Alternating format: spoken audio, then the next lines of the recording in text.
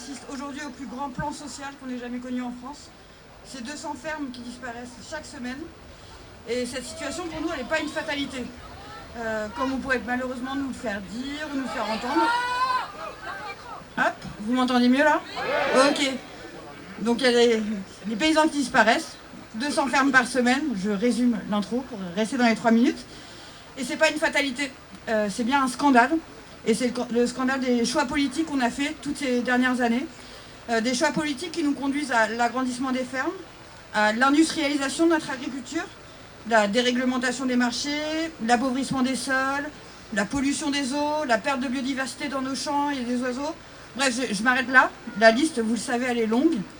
Mais le résultat, c'est qu'aujourd'hui, on se trouve à un carrefour de crise, une crise agricole, comme en témoignent notamment les mobilisations des agriculteurs et agricultrices ces dernières semaines, et qui portent au cœur de leur revendication les revenus, plus que légitimes, parce qu'aujourd'hui, c'est important, décent, de pouvoir vivre de son métier, avec un revenu qui couvre les coûts de production, mais aussi le travail fourni.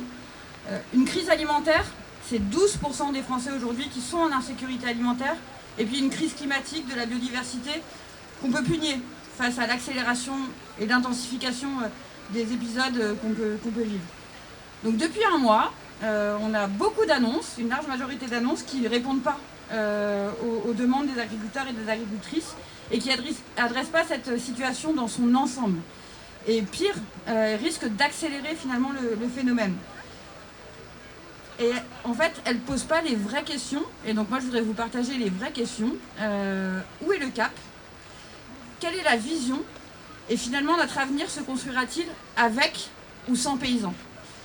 Donc pour les organisations paysannes et citoyennes du collectif Nourrir, la réponse, elle ne fait pas de doute. C'est avec.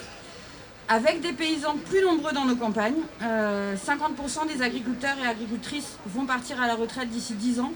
Et dans le même temps, on sait qu'un tiers des porteurs de projets en agriculture abandonnent. Et donc là, on voit qu'il y a un vrai levier. Il faut rénover en profondeur le parcours d'installation et de transmission pour qu'il ne soit plus aux mains de quelques-uns et qui permette vraiment d'assurer la pluralité dans l'accompagnement des projets. Et ça fait lien avec mon deuxième point, avec des paysans en transition agroécologique. Et franchement, conjuguer renouvellement des générations agricoles et transition agroécologique, agriculture paysanne, agriculture biologique, c'est une sacrée opportunité qui s'ouvre à nous aujourd'hui et qu'il ne faut pas nier. Et enfin, avec des paysans et des paysannes pour assurer notre souveraineté alimentaire. Alors attendez, je vous entends. Je ne dis pas la souveraineté alimentaire à la sauce compétitivité, captation de marché, troisième révolution agricole avec des drones et des technologies, non.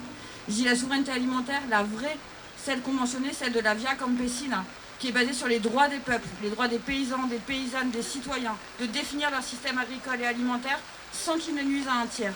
C'est-à-dire avoir des fermes plutôt que des firmes qui privilégient une alimentation qui est locale, saine, durable, diversifiée et des échanges justes et équitables entre les peuples. Alors il y a une loi d'orientation agricole, vous en avez peut-être entendu parler, qui sera mise en débat au Parlement au printemps. Tous ces sujets-là seront sur la table, installation, alimentation, transmission, souveraineté alimentaire. Et c'est l'objet de la campagne que nous, on a décidé de mener au sein du collectif Nourrir, pour que chacune et chacun réponde à la question qu'on devrait tous se poser. Notre agriculture, notre alimentation, notre nature, est-ce qu'on la veut sans ou avec paysans? Et c'est à nous, à vous, de le faire savoir. Merci.